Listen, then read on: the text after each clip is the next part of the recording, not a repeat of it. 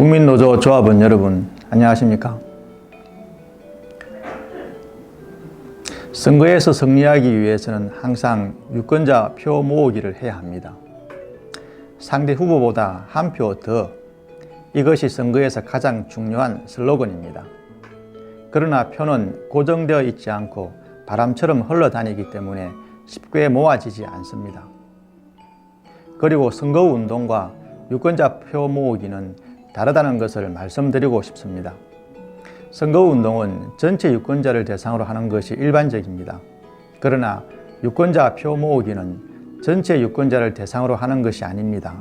말 그대로 내가 지지하는 후보를 찍어줄 사람을 모으는 것이기 때문에 일부 유권자가 대상일 수밖에 없습니다.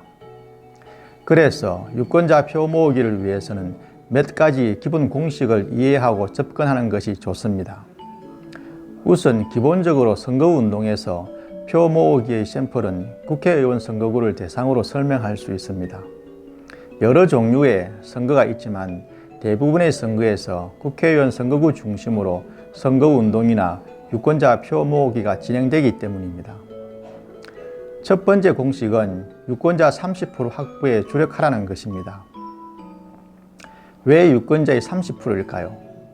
모든 선거를 통틀어서 유권자 100%가 선거에 참여하는 경우는 없습니다. 지난번 21대 국회의원 선거를 보면 전체 투표율이 66.2%입니다. 이것을 20만 명의 유권자가 있는 국회의원 선거구를 대상으로 설명해 보겠습니다.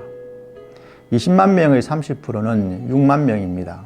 그리고 20만 명 중에서 66.2%가 투표했다면 그 숫자는 13만 2,400명입니다.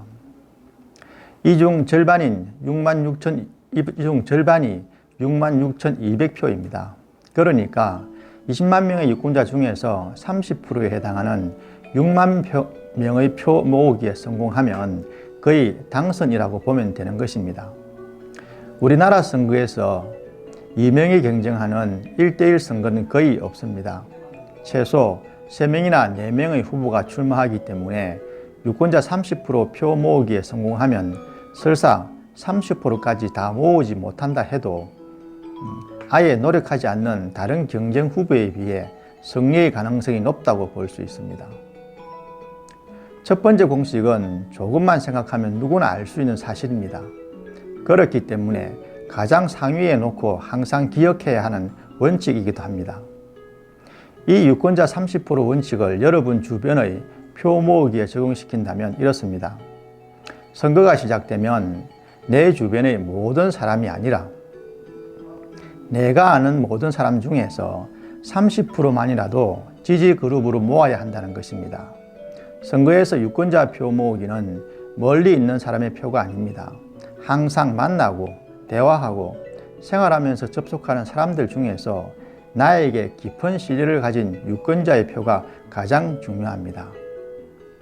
두 번째 공식은 유권자 3.5%를 결집시켜 지속적인 지지 운동을 벌이도록 해야 한다는 것입니다.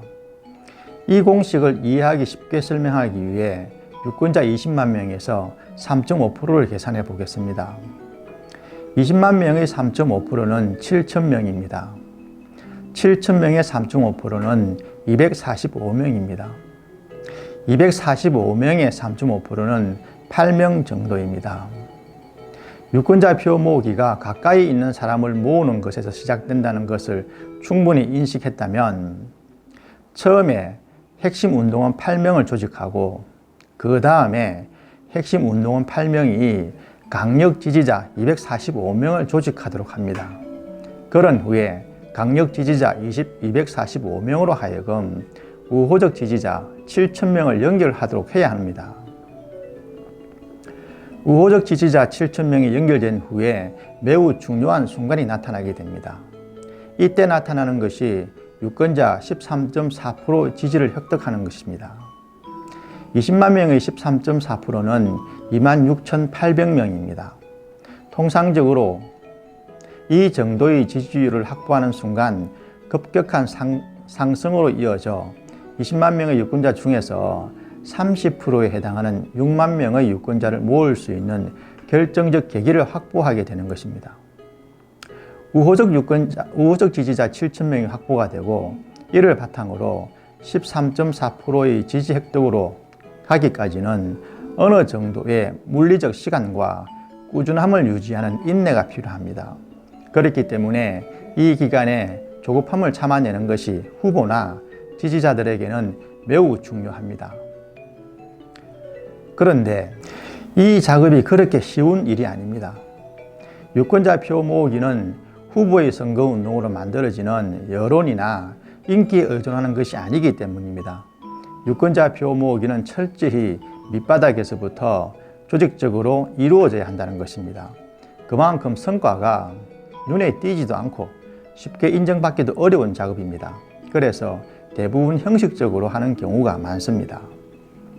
밑바닥에서 유권자 표 모으기를 어떻게 하면 가장 좋은지 말해 보겠습니다. 대한민국 국민의 50% 정도가 종교를 가지고 있습니다. 그래서 종교를 중심으로 유권자 표 모으기 작업을 하는 것이 가장 좋습니다. 그리고 종교를 중심으로 할 때는 종교의 특성을 고려해야 합니다. 기독교는 대부분 자신이 살고 있는 지역의 교회보다는 좋아하는 목사님이 계시는 교회를 중심으로 종교 생활을 합니다. 천주교는 자신의 주소지 관할이 있어서 다니는 성당이 정해져 있습니다.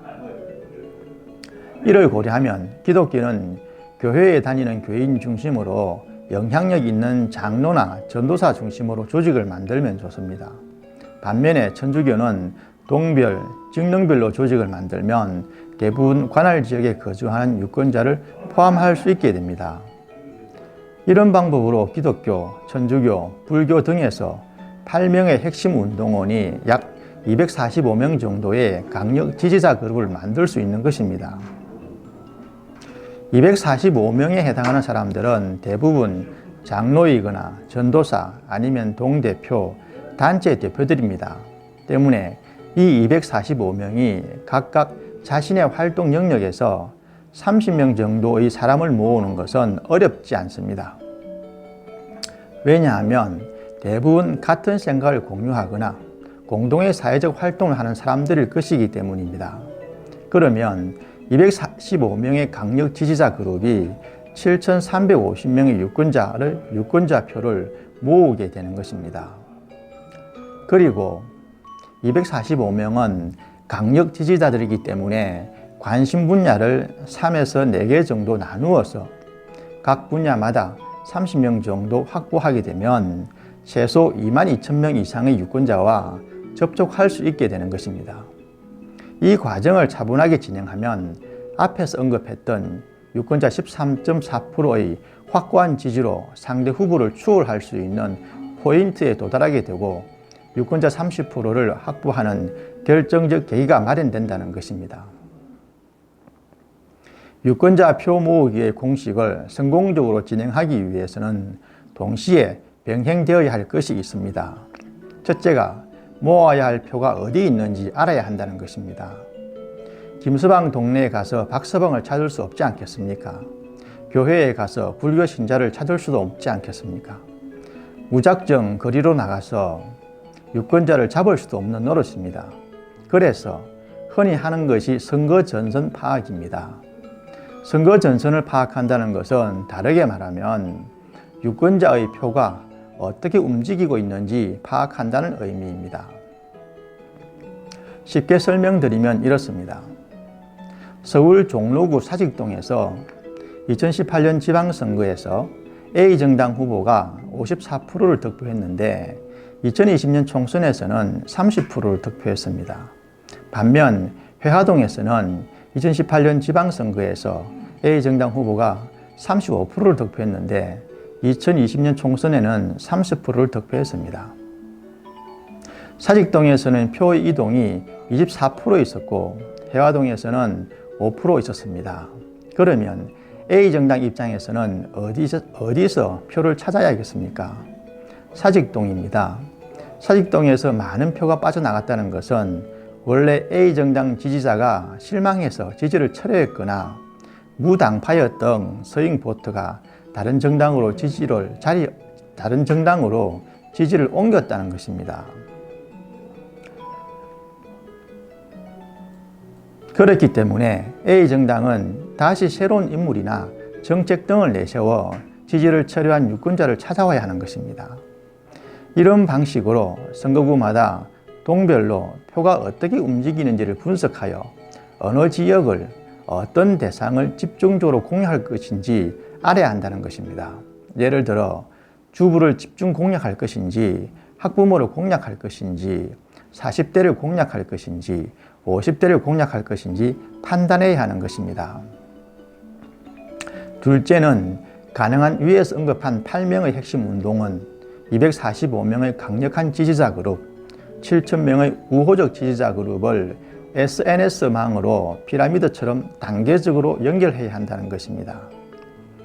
SNS망이 연결된다는 것은 기본적으로 7,000명의 명단과 연락처가 확보된다는 것을 의미하고 동시에 오프라인과 온라인이 통합된다는 것을 의미합니다. 이는 선거에서 매우 중요하고 강력한 전파력을 가지게 되는 것입니다. 한 명이 말하면 여론 형성에 큰 영향을 미치지 못하지만 7,000명이 동시에 하나의 이야기를 한다면 지역사회 여론 형성에 큰 영향을 미칠 수 있습니다. 특히 이렇게 형성된 SNS망이 앞에서 언급한 공략해야 할 주부나 학부모 혹은 40대나 50대에게 영향력을 미칠 수 있다면 어떻게 되겠습니까? 바람처럼 움직이는 표를 붙잡는 데 큰 역할을 하지 않겠습니까? 셋째는 SNS망에서 콘텐츠를 체계적이고 반복적으로 내려보내 전파될 수 있도록 해야 한다는 것입니다. 일반적으로 후보 콘텐츠가 공개되는 공식 매체로 페이스북이 많이 사용됩니다. 공식적이라는 것은 후보나 선거 캠프가 공식적으로 만들어 올리는 것을 의미합니다. 공식 매체와 연결되어 다양한 유권자에게 전파되도록 돕는 것이 카카오톡, 밴드, 블로그 같은 보조 매체들입니다. 어떤 사람들은 이렇게도 말합니다. 뉴스나 인터넷을 통해서 매일매일 후보에 관한 정보를 듣고 보고 있는데 별도의 체계적인 SNS망이 필요한가? 라고 묻는 경우도 있습니다. 혹은 수백 명을 한 카톡방이나 밴드에 모아서 소통하게 해도 되는 것이 아니냐라고 말하기도 합니다. 선거운동에는 정답이 없기 때문에 잘못이라고 하기는 어렵습니다. 하지만 좋은 방법은 아닙니다. 여러 차례 말씀드리는 것처럼 선거에서 가장 중요한 것은 유권자 표 모으기입니다. 그렇기 때문에 표를 확인하고 모을 수 있는 체계적인 통로를 갖추고 이것이 가능하면 후보를 알리는 콘텐츠를 전파하는 통로와 연결되면 최상이라는 점을 강조하고 싶습니다. 오프라인과 온라인이 결합되어 만들어지는 SNS망은 기본적으로 위에서 아래로 내려가는 구조입니다. 그래서 매일매일 전략과 메시지를 가진 콘텐츠의 배포와 전파는 유권자가 후보의 이름과 얼굴을 자동으로 기억하도록 하는 세뇌 효과가 있습니다. 그리고 이 SNS망에는 다른 후보에 대한 정보가 제공되지 않기 때문에 내가 지지하는 후보만 기억하도록 해준다는 장점도 있습니다. 유권자 공략의 핵심은 반복이고 반복을 통해서 표가 달아나지 않도록 계속 확인하는 것임을 기억할 필요가 있습니다. 체계적인 SNS망은 이것을 가능하게 해준다는 강점이 있습니다. 이러한 SNS망을 통해서 강력 지지자, 우호적 지지자, 나아가 일반 지지자까지 연결하여 내가 지지하는 후보를 강력하게 각인시키고 세뇌시킨다면 다른 경쟁 후보의 정보가 이들에게 전달되어도 표를 지킬 수 있게 되는 것입니다. 이런 유권자들은 선거날에 투표소에 들어가면 머릿속에 강력하게 기억된 후보의 이름과 얼굴을 떠올리게 될 것입니다. 이것이 유권자 표 모으기가 확인되는 마지막 순간인 것입니다. 마지막으로 강조하고 싶은 것은 유권자 표 모으기를 위해서 여론조사 결과, 중앙의 이슈, 후보자 언론 기사, 카드 뉴스, 유튜브 등 다양한 콘텐츠를 매일 1개 이상 선정하여 반복 전파할 수 있어야 합니다. 그리고 매일매일 어떤 콘텐츠를 전파할 것인지에 대해서도 매우 전략적으로 선택해서 유권자들이 혼란스러워하지 않도록 해야 한다는 것입니다. 감사합니다.